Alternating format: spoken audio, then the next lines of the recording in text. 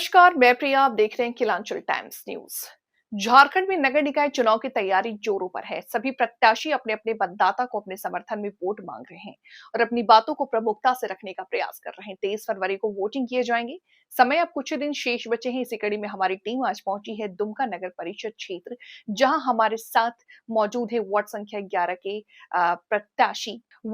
11 के पार्षद पद के प्रत्याशी रमेश कुमार रजक और छोटू जी से। आइए दिखाते हैं हमारे संवाददाता से क्या बातचीत हुई है। इसके सभी दर्शकों को मेरा नमस्कार है, जोहार है। क्या उद्देश्य है चुनाव लड़ने का इस बार?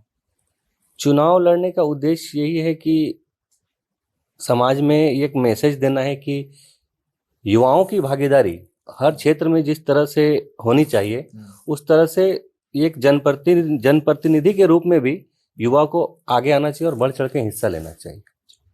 मुद्दा क्या होगा इस बार चुनाव जो लड़ रहे हैं?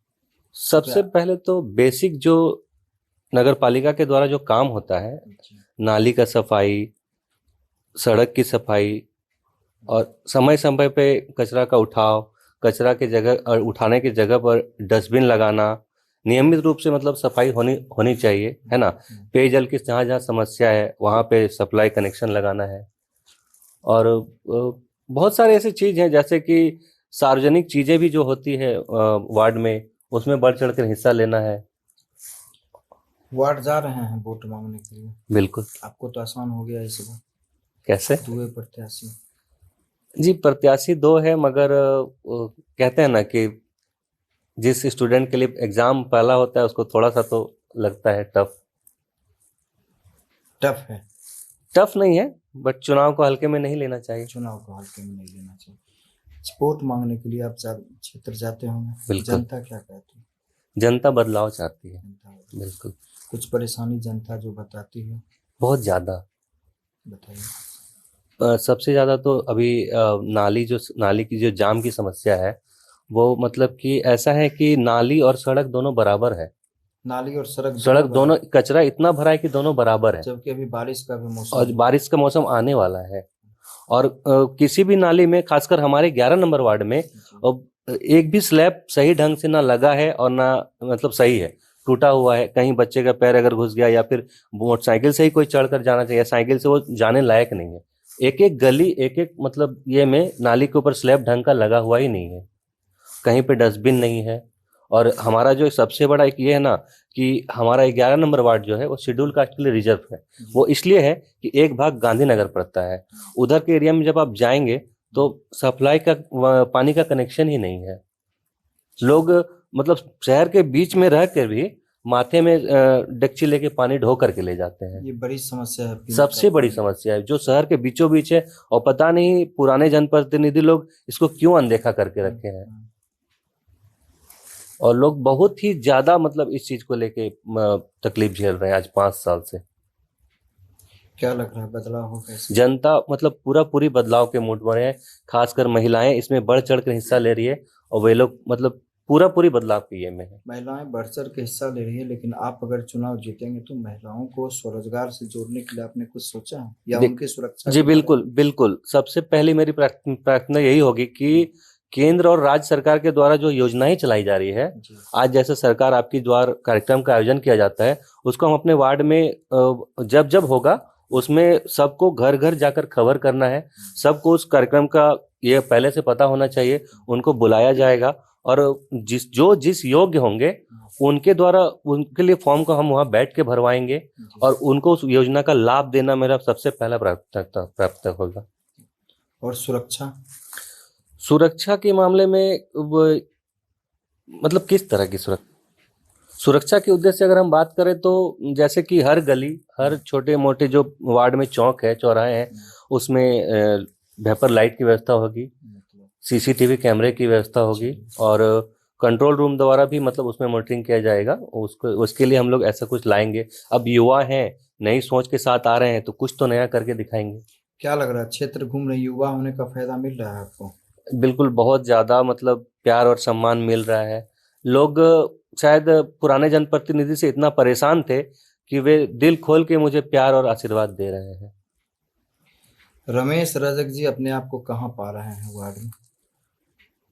अभी तक तो मैं लोगों के दिल में खुद को पा रहा हूँ। ये चुनाव का क्या कहते हैं उसको, रिजल्ट चाहे जो भी हो, लेकिन मैं जनता के दिल में अपना घर बना चुका हूँ। क्षेत्र जाते हैं तो लगता होगा उनके रिजल्ट क्या होगा। उनका अपनापन और लाड़ प्यार देखकर लगता है कि वे लोग मतलब पूरी बदलाव के मूड में है। आपके समर्थन में। जी बिल्कुल। चलिए, ठीक है। वार्ड नंबर 11 की जनता से क्या अपील करना चाहेंगे। वार्ड नंबर 11 की जनता से मैं यही कहना चाहूंगा कि आप इस चुनाव में प्रत्याशी को देखें, प्रत्याशी के टैलेंट को देखें, न कि अपने पड़ोसी को देखें, रिश्तेदार को देखें और दोस्ती को देखें। आपके वार्ड में जितने भी प्रत्याशी हैं, आप उसके क्वालिफिकेशन को देखें, उनके सोच को देख, जो समाज में वे बढ़ चढ़कर हिस्सा लेते हैं सोशल वर्कर के तौर पे, उसको देखें। और इन सब को देखकर एक मतलब कि समाज में भी एक मैसेज जाना चाहिए कि युवा जिस भी क्षेत्र में जाएंगे, लोग उनका दिल खोलकर वेलकम करेंगे। और एक सबसे बड़ी बात है कि 5 साल पहले 7 साल पहले जब चुनाव हुए थे और वार्ड नंबर 11 के जो जनप्रतिनिधि हैं वो रहे थे, उनका मतलब कि वो जो शपथ पत्र होता है वो पढ़ने में उनको आधा घंटा समय लगा था। और ये खबर मीडिया में भी चलाया गया था। शपथ पत्र भी नहीं पढ़ पा रहे थे। नहीं पढ़ पा रहे थे। अब इसे मैं किसका ये बोलूँगा, मान लीजिए कि हो सकता है उस वक्त लोगों के पास ऑप्शन ना हो, इसलिए ऐसा हुआ होगा। और वार्ड में सबसे ज़्यादा इस बात के लिए शिकायत है कि वो जनप्रतिनिधि 5 साल में ना किसी के घर गए हैं, ना एक गली देखे, ना कुछ देखे हैं। तो मेरा यही जनता से आग्रह होगा कि आप किसी के बेटे या पति या रिश्तेदार या फिर पड़ोसी होने के नाते उसको वोट ना करें। आप एक मौका दीजिए काम करने के लिए। मैं किसी से पैसा या खाने की उम्मीद नहीं कर रहा हूँ, मैं बस काम करने की इच्छा से आना चाह रहा हूँ। काम करने का मौका दीजिए, काम करके दिखाएंगे। सर, एक बात है कि चुनाव जीतने के बाद नेताजी का मोबाइल स्विच ऑफ रहता है। नहीं, हम लोग नेताजी घर में रहते हैं तो मिलते ही नहीं है, क्या कहना है इस पे। देखिए, हम लोग नेता तो नहीं है, बस एक जनप्रतिनिधि के तौर पे जब आएंगे तो लोग मुझे मेरे घर में नहीं पाएंगे, लेकिन खुद के घर में, खुद के क्षेत्र में जरूर पाएंगे। मैं 24 घंटा 365 दिन उनके ही क्षेत्र में नजर आऊंगा और किसी को मेरे दरवाजे पे आने की जरूरत नहीं है। आज टेलीफोन का जमाना है, मोबाइल फोन का जमाना है। आपका एक मैसेज, एक कॉल पर हम आपके दरवाजे पे मौजूद होंगे और मेरे गाड़ी के डिक्की में मतलब फॉर्म, स्टैम्प, पेन सब कुछ रहेगा, सारा चीज रहेगा। और आपको मेरे रहते किसी को नगर पालिका में जाने की कोई आवश्यकता नहीं है, मैं दौड़ूंगा उनके लिए। जनता से एक बार क्या अपील करना चाहेंगे। जनता से यही अपील करना चाहूंगा कि मैं रमेश कुमार रजक, मेरे लोग प्यार से मुझे छोटू बुलाते हैं, और इस चुनाव में मैं 11 नंबर वार्ड से प्रत्याशी हूं और मुझे अलमारी छाप मिला है जो कि क्रम संख्या 1 है। आप लोग इस चुनाव में मुझे ज्यादा से ज्यादा प्यार दे और वोट के तौर पर मुझे ज्यादा प्यार दे और जिताकर नगर पालिका भेजे और एक बार काम करने का मौका दे। और अगर मेरी एक प्राथमिकता सबसे ज्यादा ये भी होगी कि मेरे वार्ड में जो गांधीनगर क्षेत्र का एरिया आता है, मैं वहां पे किसी संस्था या किसी एनजीओ के माध्यम से एक रात्रि पाठशाला का निर्माण जरूर कराऊंगा, जिससे कि बच्चे पढ़ सके, क्योंकि वो बहुत ही शेड्यूल एरिया है और वहां पे उसकी आवश्यकता है। जिससे का मैं विशेष करके इस चीज को मैं करवाने का काम करूंगा।